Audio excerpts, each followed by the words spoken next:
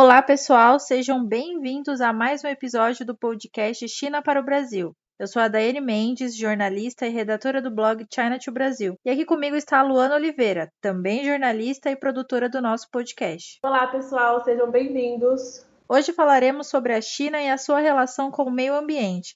Relação essa que tem sido assunto de grande importância e debate nos últimos anos. Como o país mais populoso do mundo e uma das maiores economias, a China enfrenta grandes desafios em relação à poluição, esgotamento de recursos naturais, mudanças climáticas, e é sobre isso que vamos conversar ao longo do episódio. Isso mesmo, Daiane. A relação da China com o meio ambiente é bem polêmica, mas vamos começar com um dado interessante que mostra como esse cenário vem mudando. O país reduziu em 40% a quantidade de partículas nocivas no ar entre 2013 e 2020. É a maior redução de poluição no meio ambiente em um país em um período tão curto de tempo. Os Estados Unidos, por exemplo, levaram 3 décadas para atingir um objetivo semelhante. E aí vem a pergunta: como a China conseguiu fazer isso em tão pouco tempo?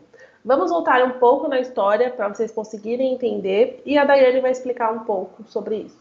Bom, em 2013, a poluição do ar no país atingia níveis extremos. Naquele ano, a China registrou uma média de 52,1 microgramas por metro cúbico de partículas poluentes, 10 vezes mais que o limite recomendado pela Organização Mundial da Saúde. As partículas finas PM2,5, provenientes de combustão de resíduos e combustíveis fósseis, são muito prejudiciais à saúde devido à sua alta capacidade de penetração nas vias respiratórias.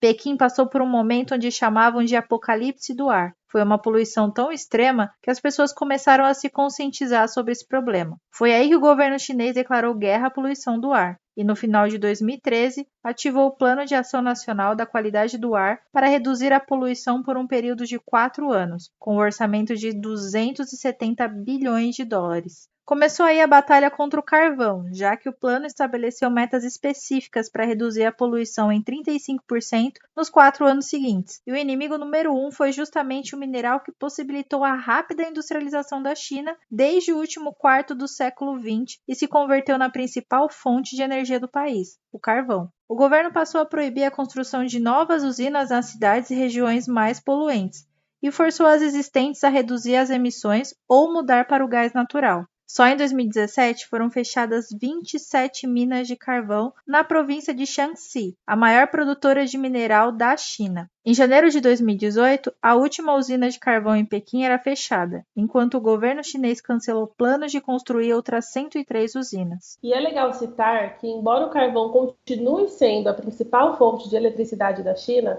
passou de 67% da produção em 2013 para 56% em 2020. E para compensar a descarbonização, o governo aumentou a geração de energia a partir de fontes renováveis, ao ponto que em 2017 as energias renováveis representavam um quarto da geração total de eletricidade do país, superando inclusive os Estados Unidos. Outra medida foi reduzir a capacidade de produção de ferro e aço. O número de carros em circulação foi restringido com cotas diárias e o número de novas placas por ano também foi limitado. E embora em 2020 a quantidade de automóveis em atividade tenha aumentado, foi com menos emissões, já que o governo endureceu as normas e no fim de 2017 suspendeu a produção de 553 modelos de veículos nacionais e estrangeiros que poluíam demais. E é legal a gente citar que muito devido a isso é sobre o consumo de carros elétricos que vem crescendo cada vez mais nos últimos anos. O país tem promovido fortemente esse mercado como uma forma de reduzir a poluição do ar. O governo implementou políticas de incentivo como subsídios, isenções fiscais e restrições aos veículos movidos a combustíveis fósseis, o que impulsionou a adoção dos veículos elétricos no país. E apesar dos esforços, é importante lembrar que a China ainda tem um longo caminho pela frente. A poluição deu uma diminuída, mas continua muito alta. E só precisou diminuir porque chegou a níveis extremos. A poluição do ar e da água, a degradação do solo, a perda da biodiversidade e a emissão de gases de efeito estufa continuam sendo questões importantes e que exigem esforços contínuos do governo e da sociedade. Sim, com toda certeza. A poluição em Pequim é, em média, bem superior à de Nova York, Londres, Madrid ou até da Cidade do México, por exemplo. E em outros lugares, a situação é muito pior. Em Nova Delhi, na Índia, a poluição chega a mais de 20 vezes o limite recomendado pela OMS. Vou até citar a Mongólia, que está ali entre a China e a Rússia, que durante o inverno é o país mais frio e acaba sendo o mais poluído do mundo. As baixas temperaturas e a falta de gás encanado faz com que a população tenha que se aquecer queimando carvão puro. E aí a fumaça, aliada às baixas temperaturas, que podem chegar até 40 graus negativos, dificulta a dispersão desses gases poluentes. Ao longo do tempo, os prejuízos para a saúde da população são imensos. A taxa de bebês prematuros cresceu e muitos já nascem com problemas respiratórios e passam a infância toda indo frequentemente ao hospital. É um problema muito sério que futuramente pode acarretar uma população quase toda com câncer de pulmão, sem contar outros inúmeros problemas de saúde. Realmente é bem triste a situação que alguns lugares enfrentam. E é por isso que os países desenvolvidos vêm sendo cobrados para ajudar esses países ainda em desenvolvimento a enfrentar essas dificuldades relacionadas ao clima. Países como a China, Estados Unidos e Rússia cresceram muito ao longo da história e ainda vêm crescendo. Mas a que custo, né?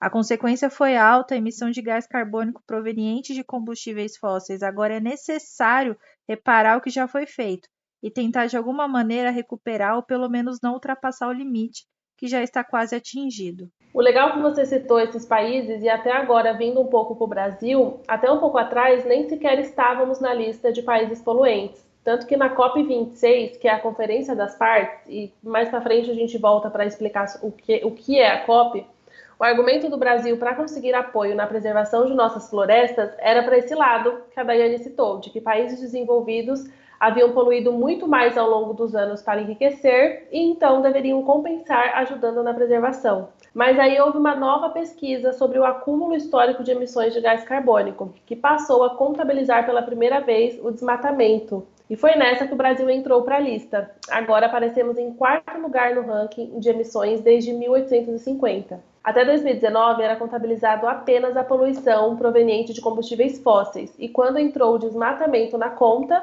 Brasil e Indonésia acabaram aparecendo devido à vasta floresta que possuem. E a gente pode até se questionar por que saber desse acúmulo é tão importante. Esse levantamento sugere que os países com maior acúmulo de emissões desde o início da Revolução Industrial são também os responsáveis pelas mudanças climáticas. É o acúmulo desse dióxido de carbono que está ligado ao aumento de temperatura que já aconteceu. E ainda nos últimos anos, enquanto alguns países muito poluentes adotaram medidas para melhorar ou compensar isso de alguma forma, o Brasil foi na contramão e em 2020 houve um aumento significativo justamente por causa do desmatamento. E aí fica a pergunta, como é que o Brasil vem lidando com tudo isso? Nas últimas COPs foi assinado um compromisso para mitigar 50% de suas emissões de gases de efeito estufa. E ano após ano, desde o Acordo de Paris lá em 2015, essa vem sendo a promessa do Brasil. Aproveitando que a Luana citou o Acordo de Paris, eu acho que é importante explicar do que se trata. O Acordo de Paris ocorreu na COP21 em 2015 e é um tratado internacional contra as mudanças climáticas causadas pelo ser humano. Foi firmado por 195 países com a meta de redução da emissão de gases do efeito estufa, que é o principal causador do efeito estufa. Ou seja, o foco é combater a crise climática. E após várias negociações entre os países, foi assinado esse acordo, que entrou em vigor em 2016. E a principal meta desse acordo é manter o aumento da temperatura do planeta bem abaixo dos 2 graus até 2050, para garantir um futuro com baixa emissão de carbono e para a gente conseguir viver bem aqui na Terra. Esse ano está para acontecer a COP28 em dezembro, e vai ser em Dubai. A expectativa é de que mais ações concretas ocorram, em comparação à COP27, quando muitas negociações ficaram somente no papel. Especula-se que o ponto-chave esse ano seja a discussão em torno do Acordo de Paris, para ver como que as nações colocaram em prática as ações que foram previstas.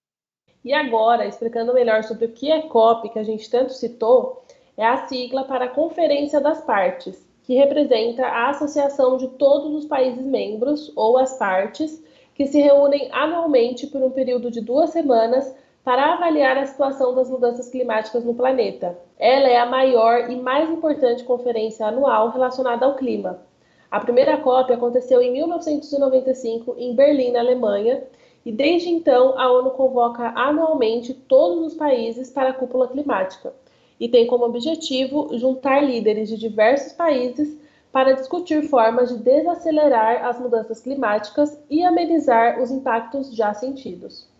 Foi nessa conferência, por exemplo, que a China assumiu o compromisso de diminuir sua poluição e que resultou nas medidas que estamos vendo acontecer e comentamos lá no início. Com mais de um quarto das emissões de gases de estufa, os compromissos da China são mais importantes do que os de qualquer outro país. E mesmo com as promessas de melhora, com a velocidade que está sendo feito, ainda corre o risco de não ser suficiente. De acordo com o presidente da CAPES, há necessidade dos países intensificarem suas ações, porque, apesar de haver progresso para reduzir os riscos, estamos mal preparados para enfrentar as ameaças climáticas. A nossa capacidade de adaptação já está esgotada e nossos esforços não são mais suficientes. É preciso muito mais rigidez.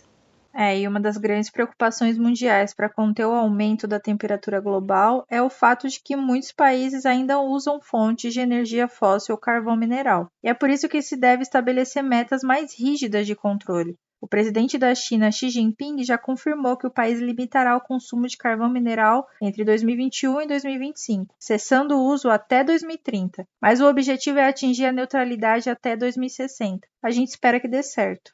Realmente. Já o Brasil é indispensável nas discussões sobre o clima devido à importância da floresta amazônica e pelo fato de o país liderar várias iniciativas que contribuem para a redução das emissões de gases causadores do efeito estufa. Mas, segundo um climatologista brasileiro, o Carlos Nobre, não basta simplesmente parar a degradação florestal. É preciso iniciar urgentemente um processo de restauração no sul da floresta e na porção dos Andes, que também é muito importante para a biodiversidade. Uma série de estudos já mostram que estamos à beira do precipício, mas que ainda é possível reverter esse desastre.